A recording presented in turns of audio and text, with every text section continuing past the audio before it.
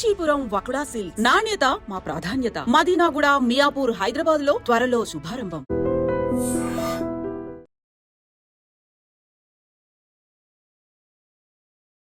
Senior IPS officer VC Sajjanar betting apps మీద అలాగే వాటిని ప్రమోట్ చేస్తున్న వారి మీద నిప్పులు చెరుగుతున్నారు. ఆ మధ్య లోకల్ బాయ్ నాని, ఇప్పుడు భయ్యా సన్నీ యాదవ్ మీద ఆయన సీరియస్ అయ్యారు. ప్రస్తుతం నాతో పాటు బీజేపీ లీడర్ చీకోటి ప్రవీణ్ గారు ఉన్నారు. ఆయనతో మాట్లాడదాం. ఈ టాపిక్ గురించి ఆయన ఏమంటారో తెలుసుకుందాం.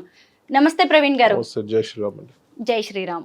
ముఖ్యంగా మీరు చెప్పండి, ఈ బెట్టింగ్ యాప్స్ అనేవి జనాలను ఎలా నాశనం చేస్తున్నాయి, ఎలా వారి జీవితాలను ఇన్ఫ్లుయెన్స్ చేస్తున్నాయి అంటారు? బెట్టింగ్ యాప్ల వల్ల ముఖ్యంగా యువత మొత్తం సర్వనాశనం అయిపోతున్నారు. యాప్స్ ఇప్పుడు ఆన్లైన్లో ఇప్పుడు తెలంగాణ గవర్నమెంట్ బ్యాన్ చేసింది. అయినా కూడా వీళ్ళు విపిఎన్ సెట్టింగ్స్లోకి పోయి సమ్ చేంజెస్ చేస్తారు. టెక్నికల్గా నాకు కూడా బోర్డ్స్ తెలియదు, చేసి ఇక్కడ నుంచి ఆడడం జరుగుతుంది. సో వాడికి 100 రూపాయలు ఉంటే 100 రూపాయలు డౌన్ అప్లోడ్ చేస్తాడు. డైరెక్ట్ బ్యాంక్ సిస్టమ్, మనం బ్యాంకులో ఇవ్వచ్చు, బ్యాంక్ వెళ్ళి విత్డ్రా చేసుకోవచ్చు. సో వాడు ఏ కేటగిరీ అని కాదు, అన్ని కేటగిరీ వాళ్ళు లీస్ట్ నుంచి డైలీ వేతనం అంటే కూలీ నుంచి తీసుకొని కోట్ల రూపాయల వరకు జరుగుతుందండి. సో దానివల్ల జీవితాలు మొత్తం నాశనం. గవర్నమెంట్కి రెవెన్యూ, మనీ లాండరింగ్ లాంటి హవాలాలు ఇట్లాంటివన్నీ కూడా ఇల్లీగల్ కార్యక్రమాలు జరుగుతాయి. ఈ డబ్బు మళ్ళీ మీద పోయి ఎక్కడికి పోతుందో మరి, దానివల్ల టెర్రరిస్టుల ఇన్వాల్వ్మెంట్ కూడా ఉండొచ్చు. సో ఒక లేయర్స్గా పైకి వెళ్తుంది డబ్బు. సో దానివల్ల రేపు ఇండియాలో ఎట్లాంటి అసాంఘిక కార్యక్రమాలకు కూడా ఆ డబ్బు ఉపయోగపడుతుంది. సో ఇది రూట్ లెవెల్లో కట్ చేసుకుంటూ రావాలి. రూట్ లెవెల్లో కట్ చేయాలంటే అంత ఈజీ కాదు. దీనికి సపరేట్ పోలీసింగ్ వ్యవస్థ ఉండాలి, గట్టి చట్టాలు, పీడీ యాక్ట్ లాంటివి అమలు చేసే పరిస్థితి ఉండాలి. ఇక్కడ పీడీ యాక్ట్ చేస్తారని చెప్పి ఈ బేస్ అంతా కూడా దుబాయ్లో పోయి సెటిల్ అవుతున్నారు. వాడు దుబాయ్లో సెటిల్ అయ్యి అక్కడ నుంచి ఆపరేట్ చేస్తారు. సో ఏది ఆపరేట్ చేసినా మాన్యువల్ ఆపరేషనే ఉంటుంది, లేదా అడ్వర్టైజ్మెంట్స్, ఇప్పుడు టెలిగ్రామ్స్లో ఇవన్నీ ఉన్నాయి. ఈ టెలిగ్రామ్ లాంటి యాప్లలో బాగా ప్రమోషన్స్ చేస్తారు. సో వాటిపై గట్టి నిఘా పెట్టాల్సిన అవసరం మన ఇంటెలిజెన్స్పై ఉంది. లేకపోతే మాత్రం రేపు డ్రగ్స్ ఎంత డేంజరో ఇది కూడా అంత danger. This sort of gambling వాడు టిప్స్ మీద ఉంటుంది కదా. వాడు ఎక్కడైనా కూర్చొని ఆడొచ్చు, వాడు ఇంట్లో తెలియకుండా బాత్రూంలో కూర్చొని కూడా వాడు ఆడుతున్నాడు, డబ్బులన్నీ బుడగొడుతున్నారు. దీనివల్ల ఇండైరెక్ట్గా ఇంట్లో దొంగతనాలు చేస్తారు పిల్లలు, ఇండైరెక్ట్గా బయట కూడా దొంగతనాలు చేయొచ్చు, చెడు వ్యసనాలకు పోవచ్చు, ఇంకేదైనా. ఎందుకంటే ఇప్పుడు డబ్బు అంత స్పీడ్గా బుడగొట్టిన డబ్బు రికవరీ చేసే చక్కర్లో యూత్ బాగా ఎనర్జెటిక్గా ఉంటారు. సో ఆవేశం ఎక్కువ ఉంటుంది యూత్లో. సో వాడు దాని ఎఫెక్ట్స్ ఏంది, బ్యాక్ ఏమైనా చేస్తే తప్ప ఒప్ప ఆలోచించలేని పరిస్థితిలో కూడా ఉంటారు. దానివల్ల ఆత్మహత్యలు అవుతున్నాయి. దానివల్ల వేరే వారిపై కూడా మీకు హత్యాయత్నాలు జరగవచ్చు, దొంగతనాలు జరగవచ్చు. సో ఆ ఒక్క దానివల్ల సమాజం చాలా ప్రాబ్లం అవుతుంది. ఇప్పుడంతా కూడా సెల్ ఫోన్లలోనే జరిగిపోతున్నాయి. ముఖ్యంగా బెట్టింగ్ కట్టడాలు కావచ్చు, ఆన్లైన్ ట్రాన్సాక్షన్స్ అన్నీ కూడా చీటింగ్ అయినా కానీ పోలీసుల వరకు వెళ్లే పరిస్థితి కూడా లేదు. దాంతోనే చాలా మంది సూసైడ్ చేసుకుంటున్నారు. ఆల్రెడీ ఈ ఫోన్ల వల్ల ఎంతో మంది చీటింగ్ అవుతారు. స్కామ్లలో వాడి ఓటీపీలు షేర్ చేసి, ఓటీపీల లింకులు టచ్ చేసి అవే. ఇది ఇంకో రకం ఇది.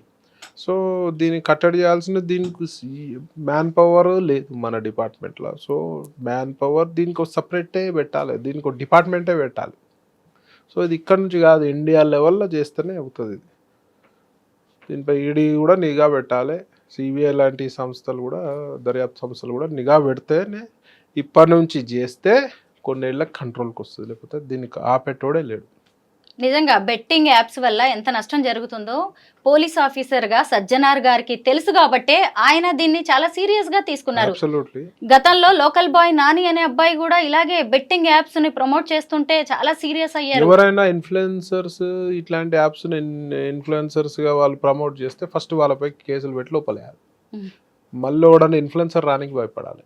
భయ్యా సన్నీ యాదవ్ కూడా ఇలాగే చేస్తుంటే ఆయన సూర్యాపేట పోలీసులకి వాళ్ళకి చెప్పడంతో కేసు కూడా ఎవరైనా సరే ఇర్రెస్పెక్టివ్ ఆఫ్ దిస్ పొజిషన్, ఎవరినైనా సరే ఇన్ఫ్లుయెన్సర్స్ ఎవరన్నా ఇట్లాంటి యాప్లలో ఇన్ఫ్లుయెన్స్ చేసి జనాలని, యూత్ని ఈ రూట్లో తీసుకొచ్చే ప్రయత్నం చేసి పబ్లిసిటీ ఇస్తే వాళ్ళపై గట్టి చట్టాలు అమలు చేయాలి.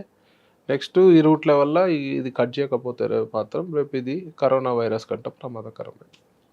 నిజమే మీరన్నది. ఎందుకంటే సోషల్ మీడియా ఇన్ఫ్లుయెన్సర్స్ అనే వాళ్ళు బాధ్యత మర్చిపోతున్నారు. మేమేం చేసినా జనం నమ్ముతారు, మమ్మల్ని ఫాలో అయిపోతూ ఉంటారు, మాకు డబ్బులు వస్తాయి, ఎవరు ఏమైపోతే మాకేంటి అనుకుంటున్నారు పరిస్థితులు ఉంటారు. అలాంటి వాళ్ళ మీద సజ్జనార్ గారు దీంట్లో గ్రూప్స్ చాలా గ్రూప్స్ ఉన్నాయి. ఇన్స్టాగ్రామ్ లాంటి ఇన్స్టాగ్రామ్లో కూడా ఉన్నట్టున్నాయి, టెలిగ్రామ్ లాంటి వాట్సాప్లో గ్రూప్స్ ఉండి చాలా ప్రమోట్ చేస్తున్నారు అండర్ గ్రౌండ్ లెవెల్లో. సో దానిపై నిఘా పెట్టాలి. నిఘా పెడితే పోలీసులు అనుకుంటే అవుతుంది, కొంచెం వరకు కట్టడి చేయొచ్చాము.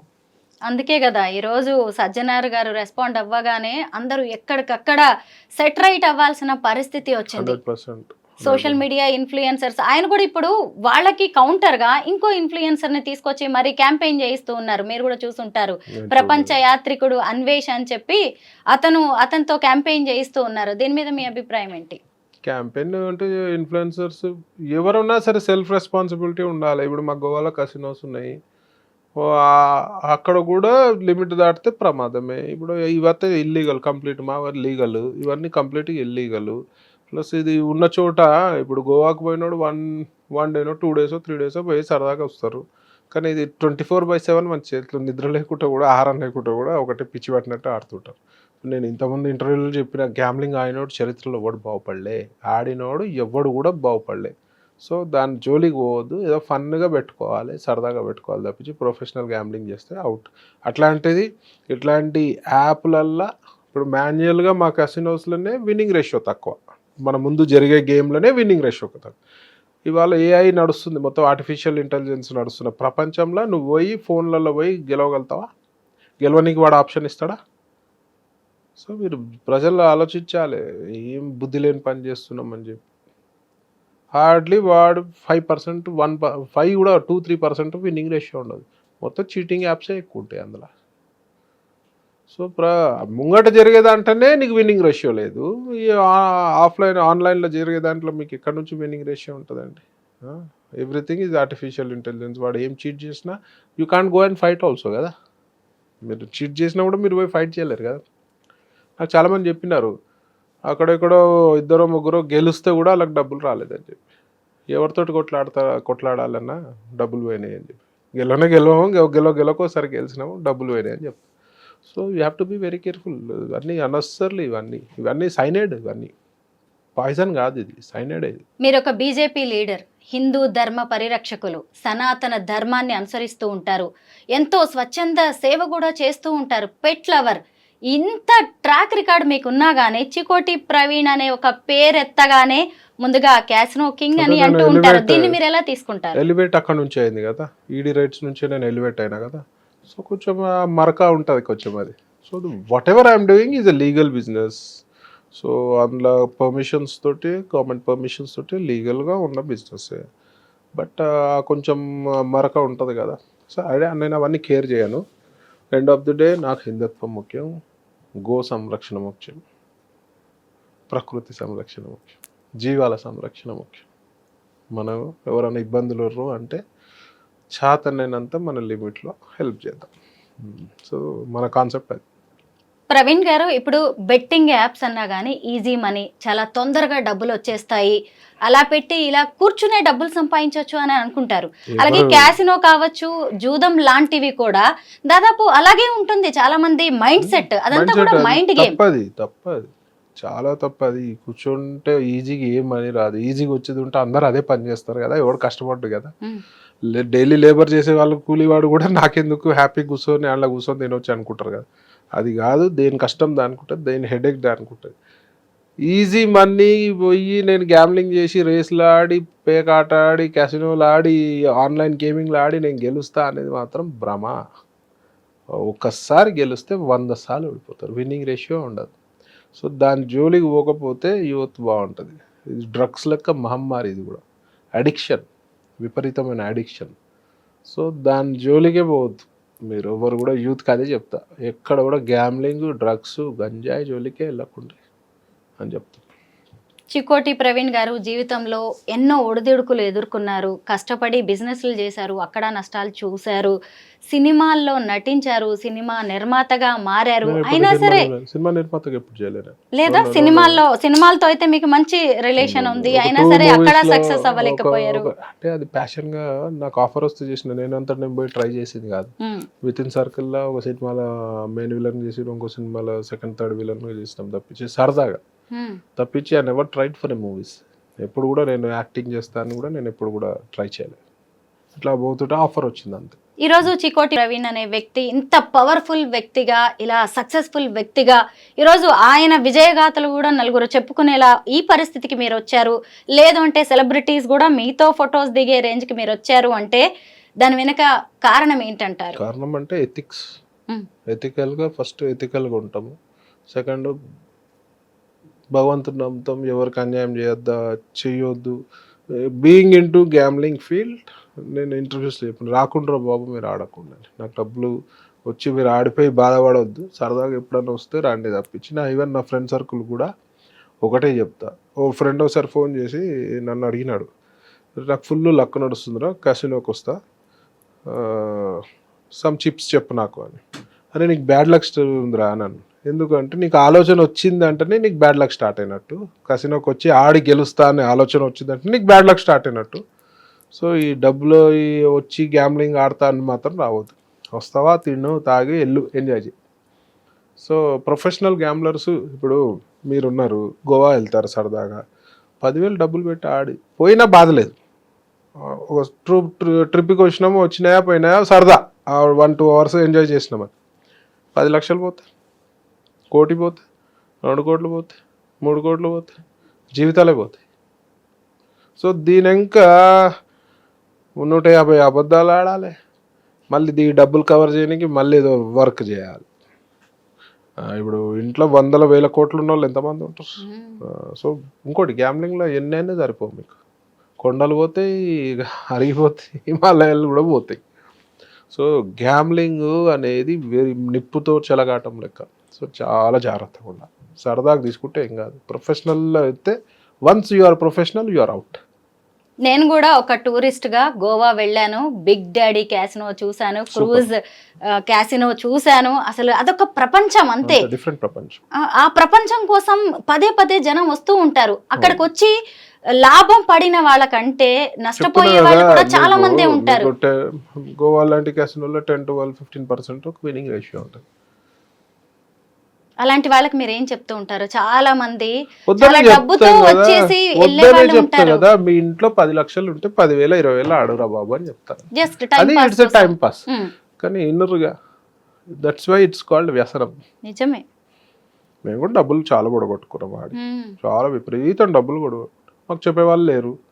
ఇప్పుడు నేనే చెప్తున్నా, ఎంతమందికి చెప్తున్నా వద్దురా బాబు అని. బీయింగ్ ఏంటో ఐఎమ్ ఆపరేటర్, నేను బిజినెస్ చేసుకుంటే చెప్తున్నా అంటే మీరు అర్థం చేసుకో. ఎవరు చెప్పరు కదా, దట్ ఈస్ చికోటి ప్రవీణ్. ఎవరోళ్ళు అయితే రండి ఏం కాదు రండి అంటారు. ఓపెన్గా చెప్తున్నా, ఎవడు చరిత్రలో గ్యాంబ్లింగ్ ఆడినాడు ఎవడు బాగుపడలే. Let it be race, let it be cricket gambling, let it be casino, let it be online game, let it be any gambling. మా దాంట్లో ఒకటి ఉంటుంది, చెప్పినోడు అవుట్, ఇన్నోడే బాగుపడతాడు. బెట్టి చెప్పినోడు ఆడడం అంటే బెట్టి చెప్పినట్టే కదా. మీరు ఫస్ట్ లో ఆడుతూ ఉండేవాళ్ళ, ఆడుతూ ఆ బిజినెస్ లోకి వచ్చేసారా? అంతే కదా, ఆడ డబ్బులు పొడగొట్టుకొని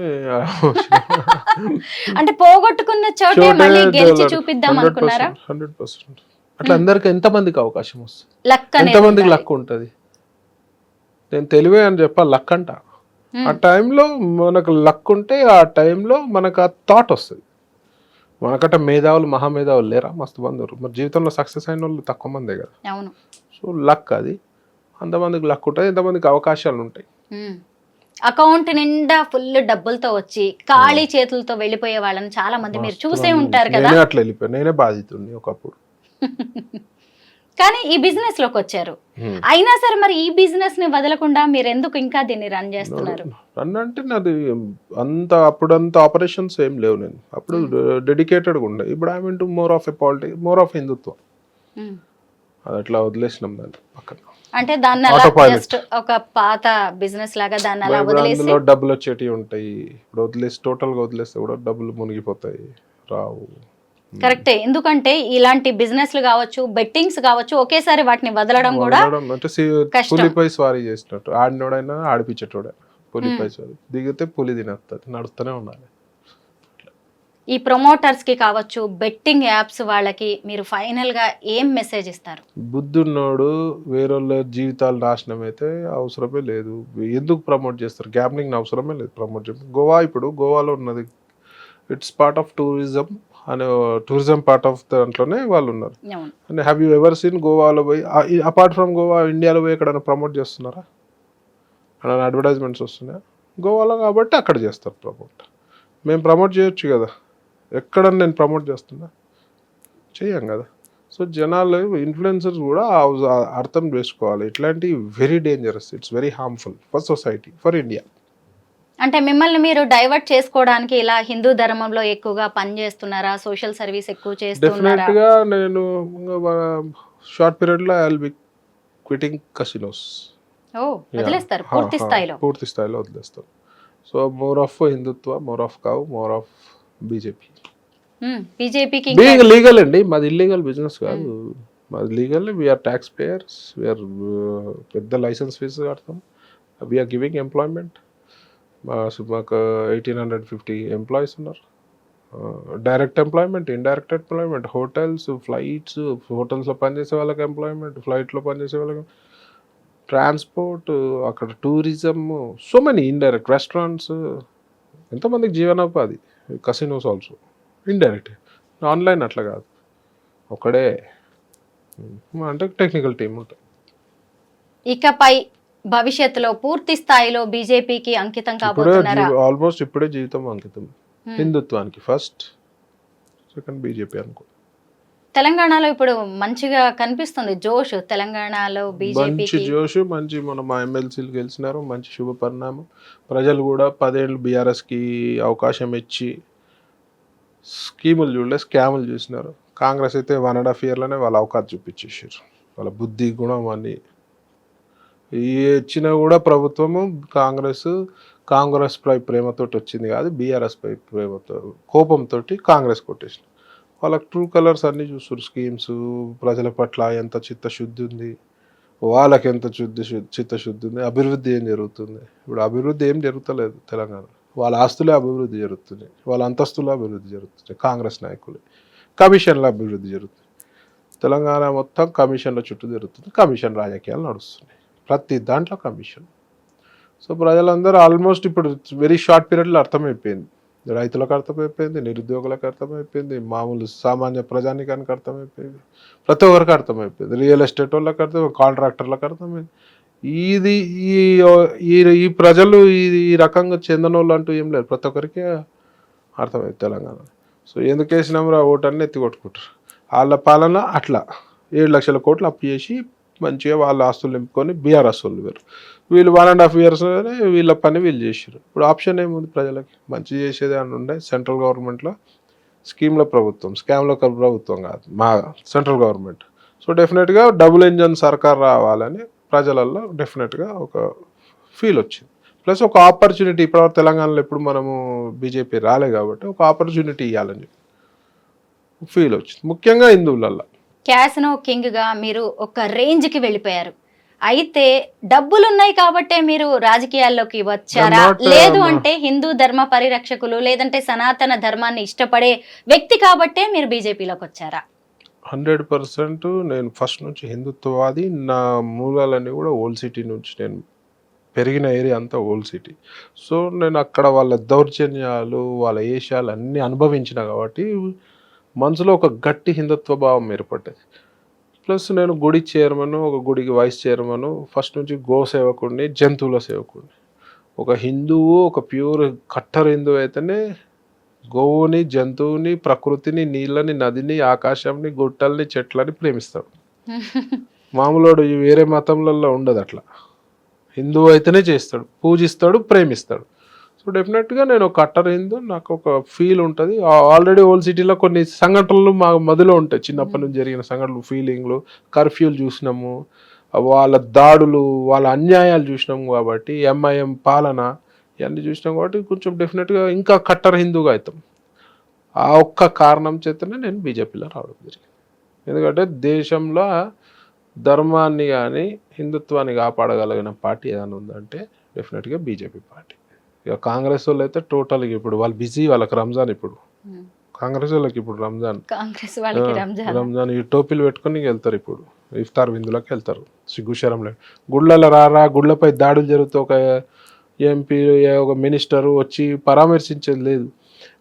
వేరే మతాలలో దాడిలా హిందువులు గాయపడుతూ వచ్చే పరిస్థితి లేరు. ఓవైసీ సంకలనాకానికి మాత్రం పోతారు. ప్రవీణ్ గారు, చాలా మంది యువతే ఎక్కువగా ఈ బెట్టింగ్ యాప్స్ ని వాడుతున్నారు. అందులో బెట్టింగ్ పెట్టేది కూడా యువతే. ఇప్పుడు దేశం కోసం, ధర్మం కోసం అని చెప్పి బీజేపీ చెబుతూ ఉంటది కదా, యువతకి మీరేం చెప్తారు పాలిటిక్స్ గురించి? ప్రజల సేవ, ముఖ్యంగా హిందుత్వము, గోసేవ చేయాలి.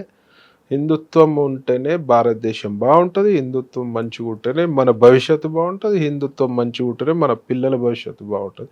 హిందుత్వము మంచిగా ఉండాలంటే బీజేపీ ఉండాలి. చూశారు కదా, బెట్టింగ్స్ ఊబిలోకి వెళ్ళకండి, అలాగే బెట్టింగ్ యాప్స్ ని ప్రమోట్ చేయకండి అని అటు ఇన్ఫ్లుయెన్సర్స్ కి, ఇటు యువతకి, వాటిని ఎక్కువగా బెట్టింగ్స్ వైపు మొగ్గు చూపుతున్న వాళ్ళకు కూడా చికోటి ప్రవీణ్ గారు చెబుతున్నారు. ఆయన ఒకవైపు క్యాసినో బిజినెస్ లో ఉన్నా గానీ ఇది మంచిది కాదు, ఎవరి జీవితాలను ఇది బాగు చేసేది కాదు అని ఆయన చాలా క్లియర్ కట్ గా చెప్తున్నారు. ఇంకో విషయం కూడా ఆయన చెప్పారు, తాను ఇప్పుడు హిందూ ధర్మ పరిరక్షణలో ఉన్నాను అని, అలాగే బీజేపీ ఇప్పుడు తనకి ఒక మంచి పార్టీ లాగా కనిపిస్తోంది తెలంగాణలోని ఆయన చెబుతూ ఉన్నారు.